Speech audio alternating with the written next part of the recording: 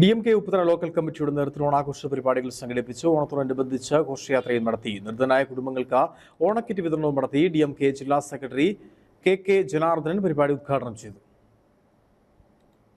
കേരള രാഷ്ട്രീയത്തിൽ ജനശ്രദ്ധ ആകർഷിച്ച് മുന്നേറ്റം കുറിക്കുന്ന DMKയുടെ നേതൃത്വത്തിലാണ് ഓണാഘോഷ പരിപാടികൾ സംഘടിപ്പിച്ചത്. ജില്ലാ കമ്മിറ്റിയുടെ നേതൃത്വത്തിൽ ഉപ്പുതറയിലാണ് പരിപാടി നടന്നത്. പരിപാടി DMK ജില്ലാ സെക്രട്ടറി KK ജനാർദ്ദനൻ ഉദ്ഘാടനം ചെയ്തു. പരിപാടിയോടനുബന്ധിച്ച് ഓണക്കിറ്റുകൾ വിതരണം ചെയ്തു. ഓണത്തിന്റെ വിളംബരം അറിയിച്ച് ഘോഷയാത്രയും സംഘടിപ്പിച്ചു.